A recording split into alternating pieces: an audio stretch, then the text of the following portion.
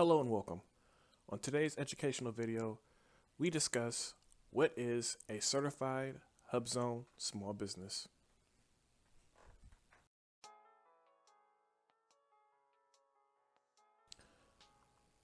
Welcome back.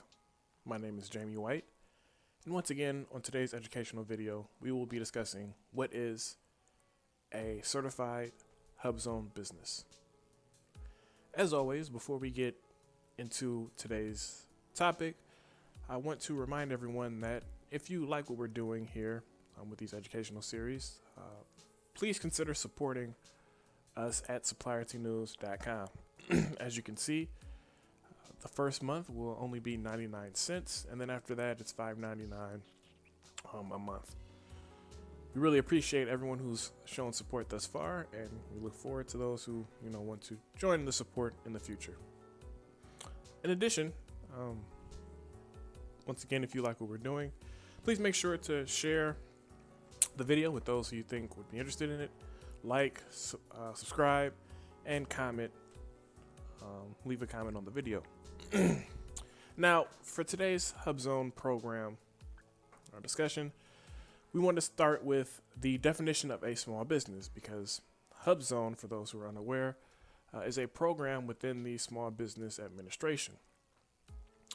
Now, very similar to another video that we did previously, what is an certified 8A business, a HUBZone really is defined by, once again, what a small business is, right? So as you can see on the screen, a small business is a privately owned company that is defined as small by various government standards. Within the Small Business Administration, a small business is defined based on the North American Industry Classification System. So once again, if you're unaware, the NAICS code, which is what it's called, determines exactly what is defined as small. So, for example, if you are let's say a bank or something along those lines, anything under 46 million in total receipts could be a small business, versus if you are a strawberry farmer, right? It may be it is considerably less. So it really depends on what industry you're in. In addition, it doesn't necessarily have to refer to revenue receipts. It can also refer to number of employees as well. Now, there's many different ways that a small business can be certified. While we've discussed in the past about like diverse certifications, for today we're going to stick strictly with small businesses. But as you can see, you can be, when it comes to a small business, you can be a self-certified small business.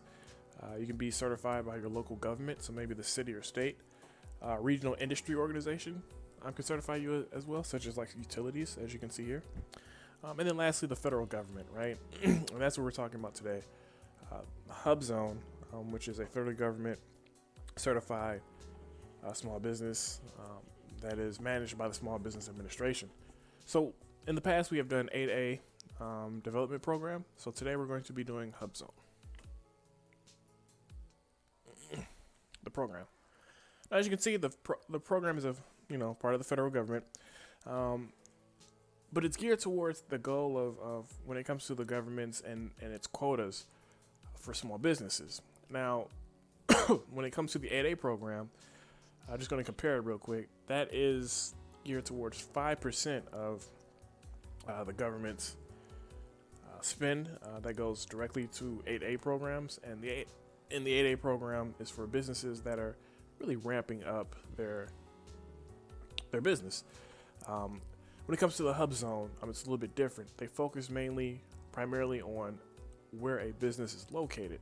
So if you are, providing services or, have a product and you're located in what's determined as a historically underutilized kind of business zone, you can get credit for that, and you can also qualify for opportunities that other businesses may not. So as you can see, when it comes to the HUBZone, this is more so geared towards 3% of federal contracting dollars. Joining the HUBZone program makes your business eligible to compete within these certain set-asides. You can also get a 10% price evaluation preference in full or open contract competitions as well. So even if you go outside of those that contracts that are specifically towards HubZone, you also get points for that as well, which is pretty good. Now, what qualifies to be a HubZone? Now, obviously, the first one is you got to be a small business, right? After that, it gets a little bit, information that you definitely need to know, which is you have to be at least 51% owned and controlled by, obviously, a U.S. citizen, a community development corporation, an agricultural cooperative, or a Native Hawaiian / Native American. You also have to have your principal office located in a HubZone area, so that's key. So you can't have a headquarters outside of it and then have a subsidiary, or not subsidiary, but you can't have your principal headquarters outside of it and then have, a facility in a couple of areas. It has to be, your headquarters has to be located in a HubZone area, and then have at least 35% of its employees live in the HubZone area as well. So, as you can see, you do have to have a significant portion of your business located in these areas. So that way, when it comes to how the SBA is determining this, they can see that at minimum you're doing some type of work that is benefiting these communities. Now, I wanted to show a really quick map, and you can look at this up. I've left links in the description below for you to take a look if you want more information on HubZone. But just really quickly want to show you a map of where the HubZone locations are, where the HubZone areas are located. So I'm not going to go too in depth when it comes to these pieces, but as you can see, how it's determined.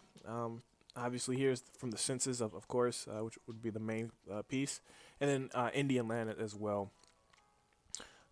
So it's really scattered throughout. There's a ton of HubZone areas, particularly in the southeast.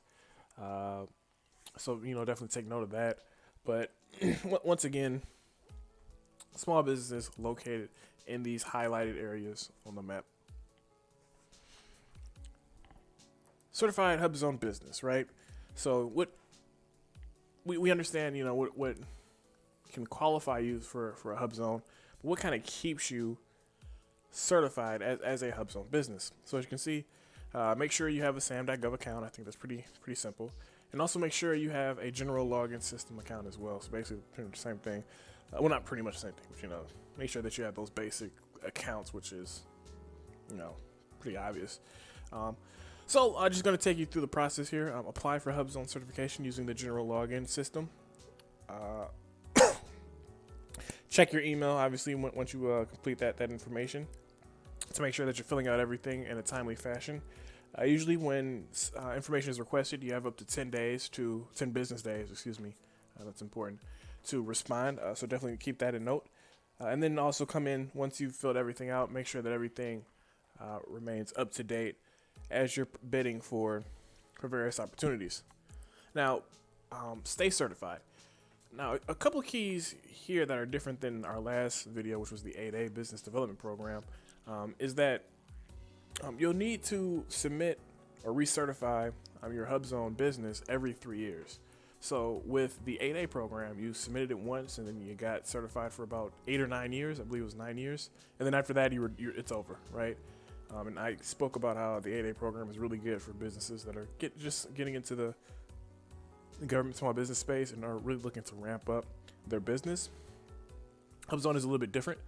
HubZone, from the feedback that I've gotten, is really for businesses that are located in these historically underutilized areas that really are there to stay, but are looking to expand while impacting the community as they do it. That's usually what I've seen. So because of that, these HubZone places, and I really think the key here is to ensure that they stay in these locations and continue to do good work and impact the community. These HubZone programs don't run out, so you can be a HubZone program for 100 years. If you guys are up to the task. But once again, the key here is to make sure that you're staying in that community that needs these jobs and wages. HubZone businesses must notify the SBA if their business undergoes any material changes. So this includes like change in ownership, change of business structure, really basic things. If you decide to move your headquarters, just make sure that you're going in there and updating that information.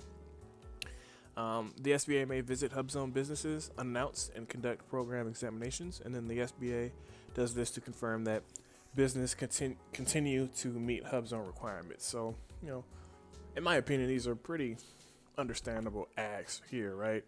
In order to stay certified, they just want to make sure that you are located where you say you're located, for example, and the owner is who, owner and controller of the business is who they say, or who you say it is.